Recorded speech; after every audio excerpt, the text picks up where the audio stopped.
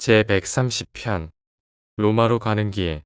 이 케자리아에서 예수와 그의 친구들은 그들이 타려던 배의 거대한 방향타 하나가 갈라질 위험이 발견되어서 예상보다 더 케자리아에 머물렀다. 선장은 새 방향타가 만들어질 때까지 항구에 머물기로 결정했다. 이 작업에 필요한 숙련된 나무판 작업자들이 부족했기 때문에 예수는 자원해서 돕기로 했다.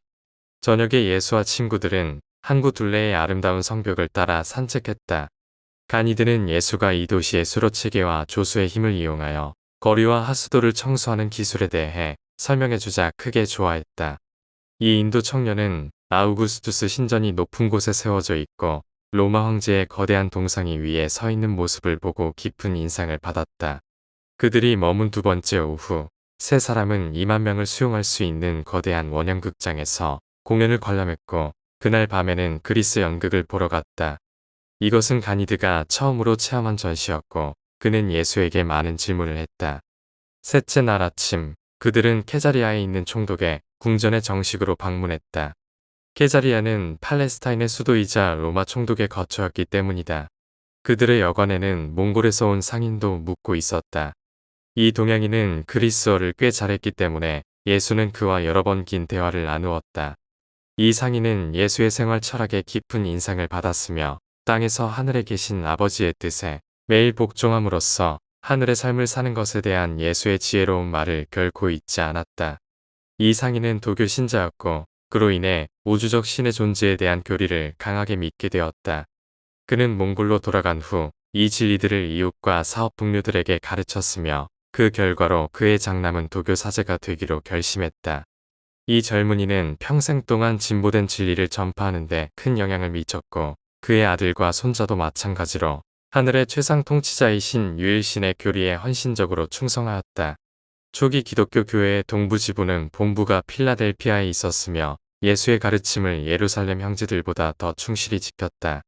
그러나 안타까운 점은 그 당시 새로운 하늘나라 복음의 씨앗을 심기에 매우 유리한 영적 토양이었던 중국에 가거나 인도에 들어갈 베드로와 같은 인물이나 바울과 같은 인물이 없었다는 것이다.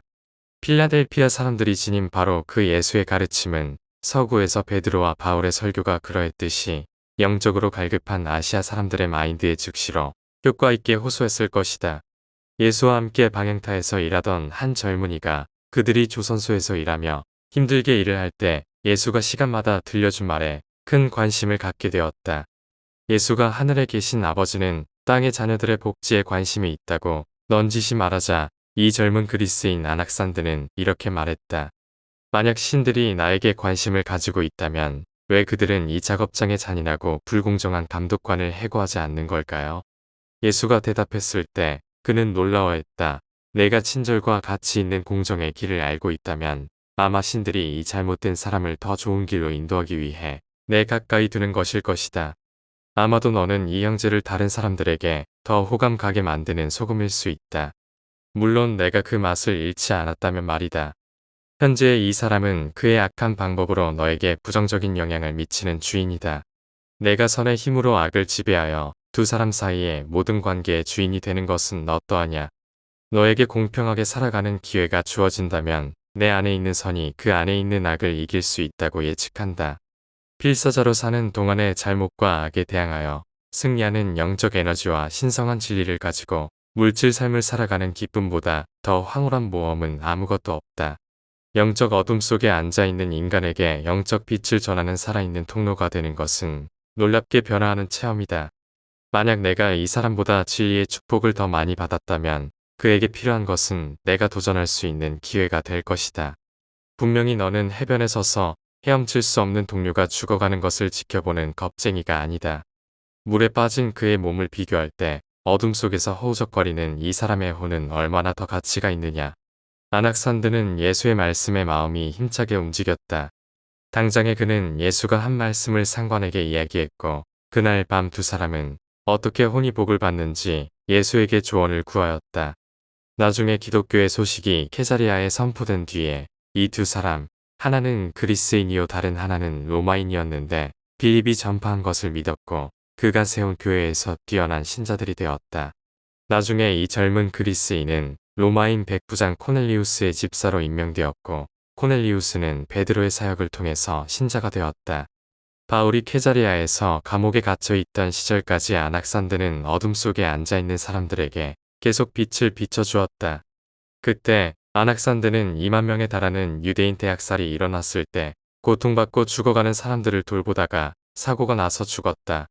가니드는 이 무렵에 자신의 가정교사가 동료 인간들에게 이렇게 특별히 개인적 봉사로 여가를 어떻게 사용하는지를 알기 시작했고, 이 젊은 인도인은 이러한 끊임없는 동기가 무엇인지 찾아내기 시작했다.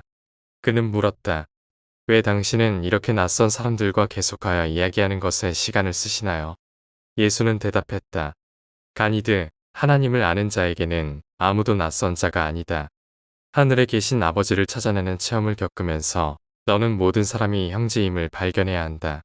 새로 발견한 형제를 만나는 기쁨을 즐기는 것이 이상하게 보였느냐? 사람의 형제자매와 알게 되고 그들의 문제를 알고 그들을 사랑하기를 배우는 것은 인생에서 최고의 체험이다. 두 사람의 이 대화는 밤늦게까지 이어졌다. 이 과정에서 그 청년은 예수에게 하나님의 뜻과 인간 마인드 선택 행위인 의지의 차이점을 알려달라고 요청했다. 예수는 본질적으로 이렇게 말했다. 하나님의 뜻은 하나님의 길이며 그 어떤 다른 선택의 가능성 앞에서도 하나님의 선택과 협력하는 것이다. 하나님은 선하고 아름답고 참된 모든 것의 근원이자 운명으로 하나님의 뜻을 행하는 것은 하나님처럼 되는 점진적 체험이다. 인간의 의지는 인간의 길이며 인간이 존재하고 행하기로 선택한 것의 총체이자 실체이다. 의지는 자의식을 가진 존재의 의도적인 선택으로 지적인 성찰을 바탕으로 한 결정적 행동으로 이어진다. 그날 오후에 예수와 가니드는 아주 영리한 양 지키는 개와 즐겁게 놀았다. 가니드는 개가 혼과 의지를 소유하는지 궁금해서 물었다. 그 물음에 응답하여 예수는 말했다. 개는 주인을 알아볼 수 있는 마인드가 있으나 영이신 하나님을 알 수 없다. 그러므로 개는 영적 본성을 소유하지 않으며 영적 체험을 누릴 수 없다. 개는 자연에서 나서 훈련에 의해 어떤 의지를 가질 수 있지만 그러한 마인드 힘은 영적인 능력이 아니며 지난 일을 돌이켜볼 수 있는 인간의 의지와 비교할 수도 없다. 이것은 더 높고 도덕적인 의미를 분별하거나 영적이고 영원한 가치를 선택한 결과가 아니다. 필사 인간에게 영원히 살아남을 가능성은 영적 분별력과 진리를 선택하는 힘을 소유했기 때문이다. 예수는 계속해서 동물은 그러한 정신 능력이 없어서 언어를 개발하거나 영혼 속에서 퍼스널러티가 살아남는 것을 체험하는 것이 불가능하다는 것을 설명했다. 이날 가르침으로 가니드는 결코 사람의 혼이 동물의 몸속으로 옮겨간다는 믿음을 다시는 갖지 않았다. 다음 날 가니드는 이 모두를 아버지와 함께 이야기했다. 고노드의 질문에 예수는 이렇게 설명했다. 물질 문제와 관련된 결정을 내리는 데만 완전히 몰두하는 동물적 인간의 의지는 시간이 지나면 멸망할 운명을 가졌습니다. 진심으로 도덕적 결정을 내리고 영적인 선택을 하는 자는 깃드는 신성한 영과 점점 한편이 되고 영원히 살아남는 가치로 더욱 변화됩니다. 신성한 봉사로 끝없이 진보합니다. 이날 우리는 현대적 용어로 표현하면 다음과 같은 의미의 중대한 진리를 처음 들었다. 의지는 인간 마인드의 표현으로 주관적 의식이 자신을 객관적으로 표현하고 하나님과 같이 되고자 하는 열망의 현상을 체험하게 한다. 그리고 이와 같은 의미에서 성찰적이고 영적인 마인드를 가진 모든 인간은 창의적이 될 수 있다.